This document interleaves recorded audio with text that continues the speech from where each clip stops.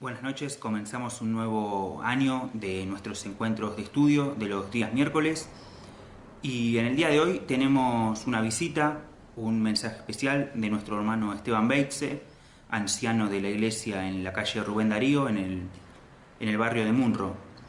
Y lo vamos a tener tanto hoy como el miércoles que viene. Es un estudio de dos partes en el cual el tema es ¿a dónde van las almas? En el día de hoy, la primera parte tiene que ver con a dónde van las almas de quienes creímos en el mensaje de nuestro Señor Jesucristo. Mientras que la segunda parte, el día miércoles que viene, en 7 días, la segunda parte va a estar enfocado a dónde irán las almas de aquellos que no creyeron, lamentablemente, en el mensaje de Jesucristo. Entonces ahora vamos a escuchar una canción, o un himno mejor dicho, una versión del himno Cara a Cara, y luego vamos a ya compartir el estudio de nuestro hermano Esteban. Así que continuamos.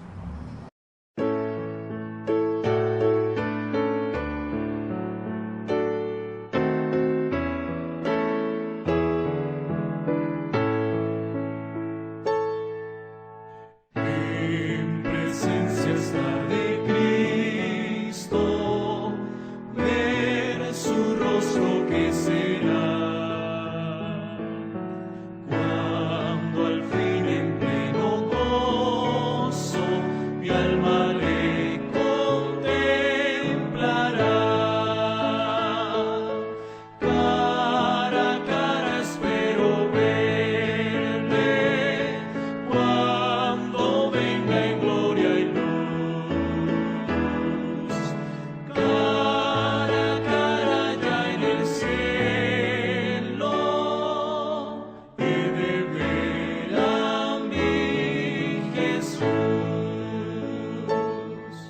Solo tras oscuro velo, hoy lo puedo aquí mirar.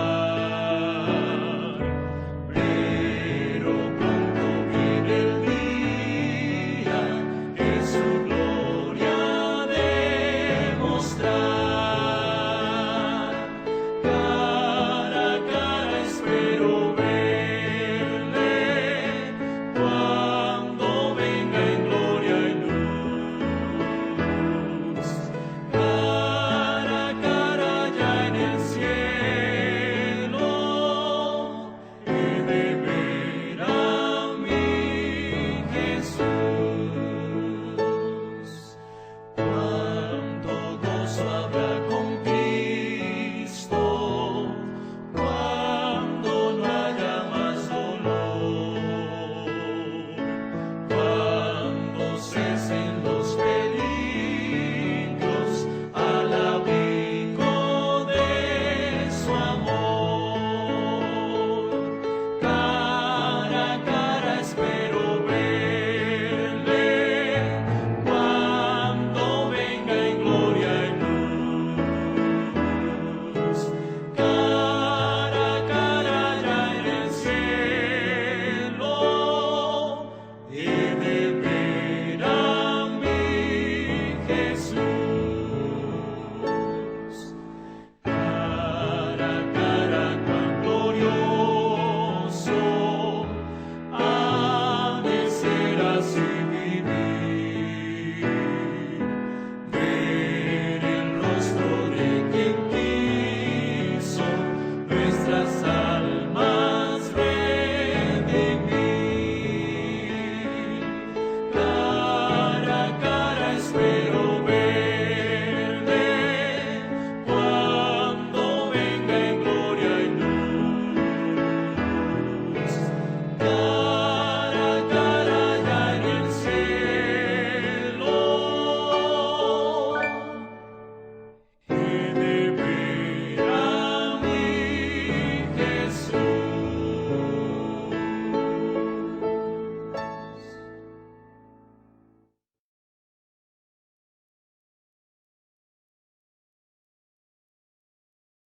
Hola queridos hermanos, realmente es un privilegio poder saludarles a través de este medio, esperando que el Señor les pueda estar bendiciendo en gran manera.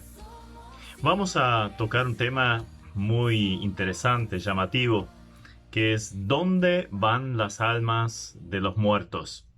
En primer lugar, nos vamos a enfocar qué hay detrás, o sea, dónde van las almas en líneas generales, y luego vamos a enfocarnos a dónde van las almas de los creyentes en Jesucristo.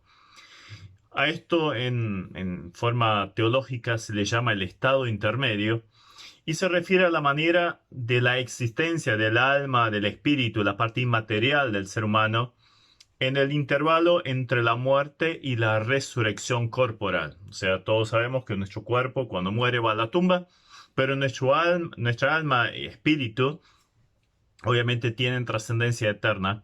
Entonces, ¿a dónde van?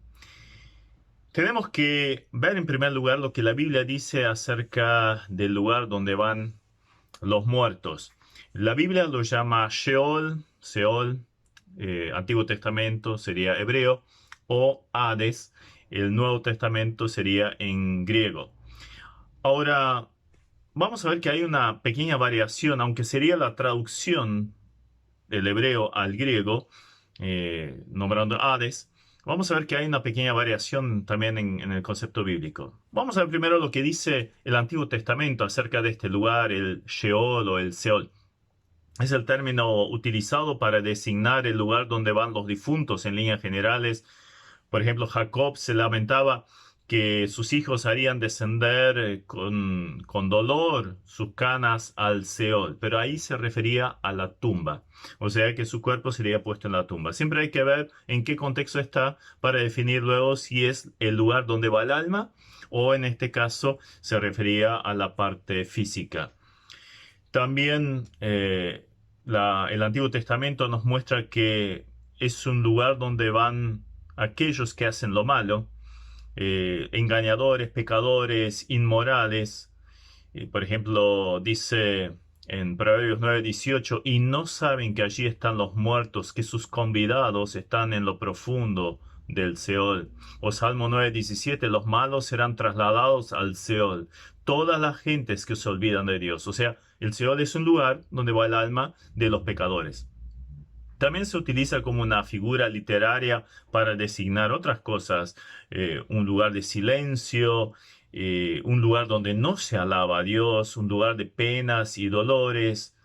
Ligaduras de Seol me rodeaban, decía en el Salmo 18:5 David.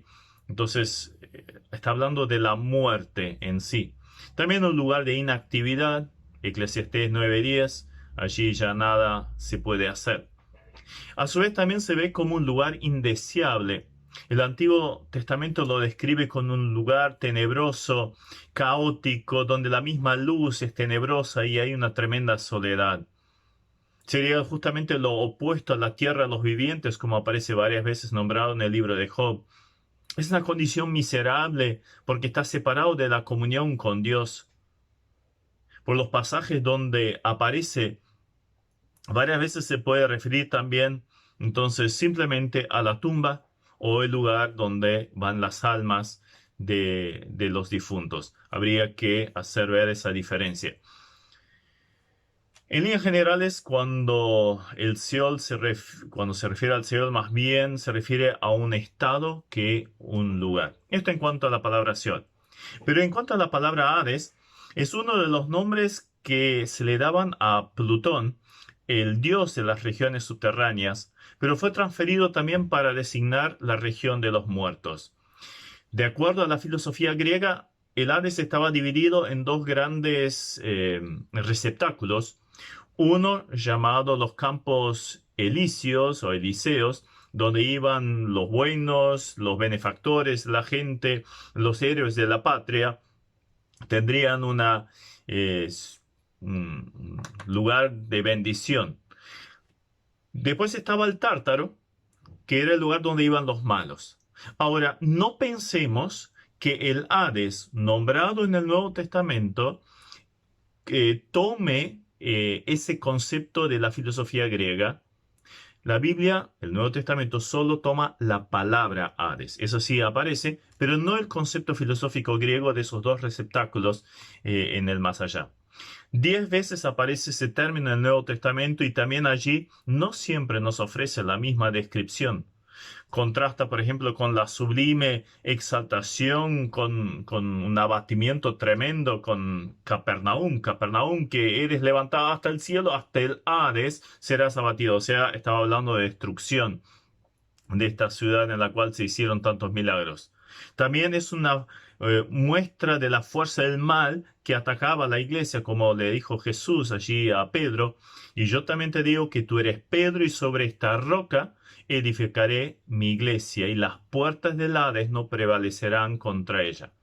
Entonces, se puede interpretar ese pasaje de dos formas: que el reino de la muerte no tiene acceso, no puede atacar, influenciar, afectar a la iglesia, o también al revés, y esta es la interpretación que creo más conveniente, que en el hecho de que la iglesia avance, que se conquiste territorio enemigo, o sea, almas sean salvadas, entonces el Hades no prevalece contra el avance de la iglesia. O sea, hay cada vez menos almas que tienen que ir al Hades porque son rescatadas por la salvación en Jesucristo.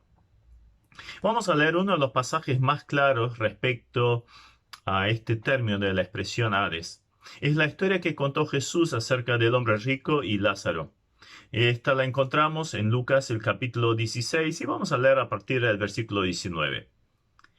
Había un hombre rico que se vestía de púrpura y de lino fino y hacía cada día banquete con esplendidez.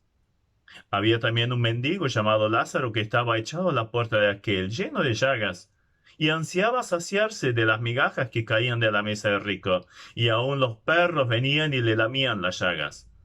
Aconteció que murió el mendigo y fue llevado por los ángeles al seno de Abraham, y murió también el rico y fue sepultado. Y en el Hades, ahí tenemos la expresión más clara al respecto, alzó sus ojos, estando en tormentos, vio de lejos a Abraham y a Lázaro en su seno.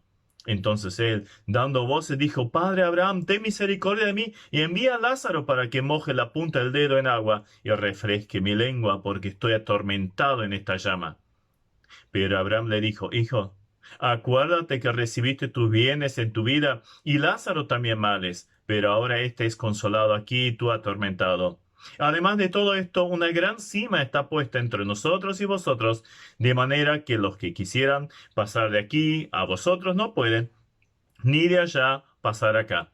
Entonces le dijo: Te ruego pues, Padre, que le envíes a la casa de mi padre, porque tengo 5 hermanos, para que les testifique a fin de que no vengan ellos también a este lugar de tormento. Y Abraham le dijo: A Moisés y los profetas tienen, óiganlos.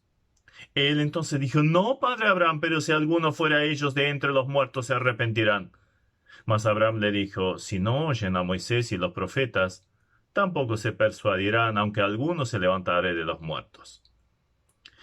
El Hades como palabra también aparece en Apocalipsis 6, 8, 20, 13 y 14, donde hace una clara referencia al lugar donde habrían ir los incrédulos, los que no creyeron y que son juzgados en la tribulación o después de la tribulación por sus pecados. Tras el juicio del trono blanco, aún el Hades, ese receptáculo, es lanzado al infierno. Muy interesante este concepto. Ahora bien, tenemos la definición de lo que es Hades, lo que es Seol, pero ¿dónde se va el creyente cuando muere? No nos estamos refiriendo al cuerpo, nos estamos refiriendo a su alma, a su espíritu. Ha habido y sigue habiendo mucha controversia en cuanto al lugar y el estado en que se encuentra el creyente al morir. Por lo tanto, tenemos que ver con claridad lo que la Biblia dice al respecto. Sigue habiendo enseñanza en el cristianismo, por un lado, que Cristo haya descendido en su muerte al infierno allí antes de su resurrección. Esto está en el rezo o en el credo católico. Pero aún en el campo evangélico se encuentra un poquito esa enseñanza que Jesucristo, en el momento cuando murió, su alma fue al Hades y de ahí llevó a los creyentes, a los fieles del Antiguo Testamento, los llevó al cielo. Y esto se le llama el seno de Abraham o paraíso. Pero no encontramos tal enseñanza en la Biblia. Ambos conceptos están ligados con la filosofía griega de la cual hablamos, la cual enseñaba esos dos receptáculos dentro del Hades. Pero no es un concepto bíblico. Vemos claramente que en el Hades estaba el hombre rico, que evidentemente era un hombre pecador. Pero Lázaro había ido a otro lugar, lejos de ahí. Por lo tanto, vamos a analizar un poquito cuál es la realidad del alma o el espíritu del creyente. ¿Dónde van cuando mueren? En primer lugar, tenemos que enfocarnos a lo que es la posición del creyente. Él está en Cristo, como varias veces aparece en las cartas, sobre todo el apóstol Pablo. Es una unidad inseparable con el Señor. Él es la cabeza, el creyente o los creyentes, el cuerpo. Entonces, evidentemente está tan ligado a Él. Entonces, ya por ahí pareciera absolutamente imposible que fuera a ese lugar llamado Hades, sino que evidentemente va donde está la cabeza. ¿Dónde está la cabeza? En el cielo. Sabemos que Jesús está en el cielo.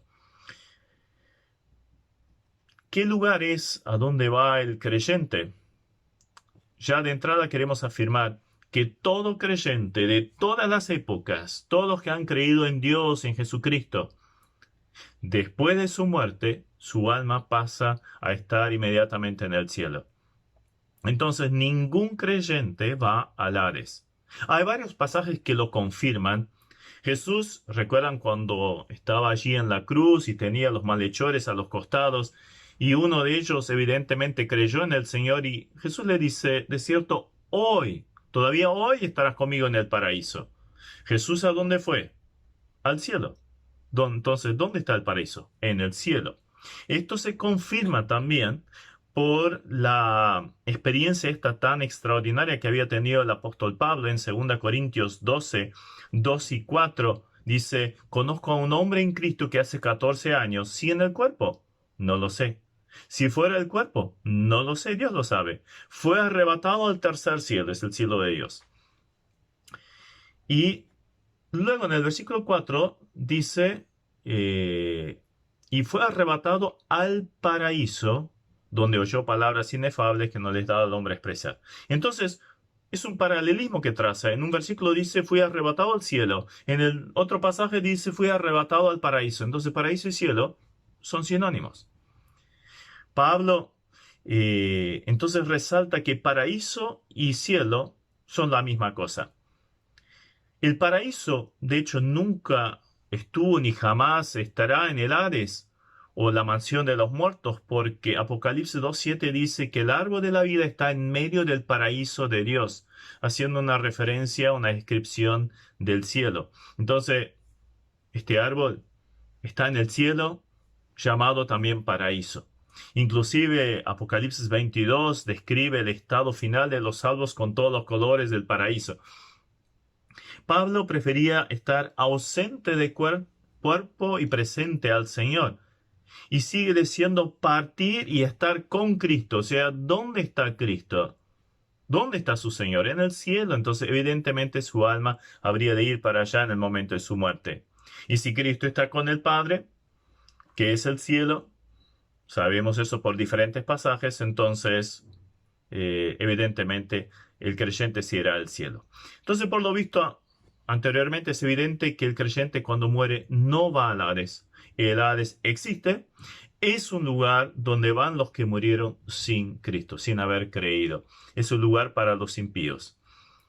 Ahora bien, se usa mucho el tema de la división que hay en este pasaje que hemos leído de Lucas 16. Hay un lugar donde va el incrédulo, llamado Hades, y hay otro lugar del cual hasta se puede tener comunicación o se veía, llamado entonces seno de Abraham. Entonces tenemos que definir qué es lo del seno de Abraham que aparece acá en el versículo 22. Empecemos preguntándonos otra cosa. ¿Dónde estaría Abraham? Para responder ese interrogante, simplemente de antemano nos tendríamos que preguntar dónde están los otros grandes hombres de Dios de la antigüedad. Por ejemplo, Enoc. Caminó Enoc con Dios y se lo llevó Dios. Elías, sabemos que subió al cielo, literalmente dice eso, en un torbellino. Luego en el monte de la transfiguración aparecen Moisés y Elías. Ahora, Moisés no habrá venido de un lugar llamado Senabrám o Hades para luego volver allí y Elías del cielo y vuelve allí. No, venían al mismo lugar. La expresión, eso de seno de Abraham, entonces proviene del contexto hebreo en el cual la muerte consistía en ser reunido a sus antecesores, a sus patriarcas anteriores, a los padres. Además, habla de ese contexto de ternura paternal y filial entre Abraham y su descendencia. Por lo tanto, simplemente es una figura de dicción hebrea para significar paraíso o presencia de Dios, donde estaremos con Abraham. El padre de todos los creyentes, amigo de Dios, ¿podrá ir a otro lugar que no sea el cielo? Estará con el Señor, por supuesto. Por otro lado, al ver lo que significaba la palabra Seol, que era un lugar tétrico que viene asociado con lo indeseable, con castigo, destierro, tristeza, lugar donde van los impíos, evidentemente no es un lugar donde irán los creyentes. Así que cuando el creyente de cualquier dispensación se muere, ha dejado su tabernáculo, el cuerpo, va inmediatamente a la presencia del Señor. Ahora, ¿cómo es este estado? Y esto es lo maravilloso. ¿Cómo está el alma de los que partieron con Cristo? ¿Cómo es? Bien, evidentemente por lo que vemos en este pasaje es un estado consciente, no es un dormir, no es un letargo, no es un desaparecer, no es un estado absolutamente consciente. Allí vemos que Pablo escuchaba voces y palabras que no se podían expresar. Abraham podía percibir, ver, escuchar, razonar y hablar. Entonces vemos que Lázaro estaba en un estado de felicidad. Cada uno entonces estaba en plena posición de sus facultades. Podía pensar, ver, oír, hablar, recordar, razonar, sentir. Eran las mismas personas con todo su bagaje de recuerdos y conocimiento que ahora obviamente estaban en perfección. A su vez es un estado en el cual se reconoce a los demás. Eso lo vemos justamente en esta historia. Abraham sabía perfectamente quién era Lázaro, pero también sabía quiénes eran Moisés y los profetas, los que vivieron mucho tiempo después de Abraham. O sea, sabía perfectamente quiénes eran, ya se habían encontrado en el cielo. A su vez es una existencia bienaventurada. Porque dice en Apocalipsis 14:13, oí una voz que desde el cielo me decía, escribe, bienaventurados de aquí en adelante los muertos que mueren en el Señor. Sí, dice el Espíritu, descansarán de sus trabajos, porque sus obras con ellos siguen. Aunque se refiere a los creyentes de la tribulación, se puede hacer extensivo a todos. Pablo decía que el partir era muchísimo mejor. Estar con Cristo era su anhelo, evidentemente un lugar de tremenda bendición. A su vez es una existencia consoladora. Según lo que vemos en esta historia, Lázaro era consolado de todas las malas que había pasado en la tierra. Y cuando vemos el pasaje del arrebatamiento de la iglesia, también vemos allí la última frase, consolaos los unos a los otros con estas palabras. Sabemos de Apocalipsis 21:4 que Dios enjugará toda lágrima de los ojos de ellos. Pero también tenemos que ver, a pesar de la plenitud, de la bendición, del gozo, de la paz, del consuelo, es una existencia incompleta. ¿Por qué? Porque todavía falta el cuerpo. Falta resucitar, y esto va a pasar cuando venga el Señor Jesucristo. Por esto Pablo lo describe como un estado de desnudez, ser desnudado, o sea, el cuerpo se queda. Y dice, preferiría ser revestido. O sea, en la venida del Señor Jesucristo, en el arrebatamiento, este cuerpo físico toma inmediatamente el cuerpo glorioso espiritual. No sabemos cuándo va a ser, pero evidentemente puede ser muy pronto. Pero para los que hemos perdido a algún ser querido que ha pasado a la presencia de Dios, por haber creído en Jesucristo, solo podemos gozarnos. Este ser querido está perfecto, está maravilloso, está gozando, está en paz. Recuerda, seguramente, sabe quiénes somos nosotros y reconoce a los que ya partieron. Ahora, los santos ya están en la gloria, pero todavía no están glorificados. Pero llegará el momento en que estos se van a unir. Qué maravillosa esperanza que tiene el creyente. Qué seguridad, qué consuelo saber que los que han partido están bien. Como dice el himno, con mi alma está bien. Y espero que sea también tu realidad.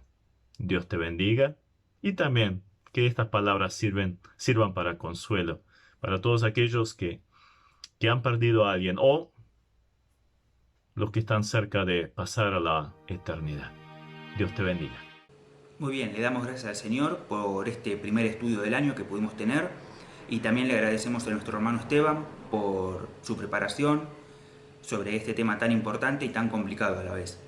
Y ahora, antes de culminar, vamos a terminar con una oración, pero antes damos los anuncios. El día domingo, como siempre, cada primer día de la semana, a las 11 de la mañana, tendremos la Cena del Señor y posteriormente el encuentro familiar.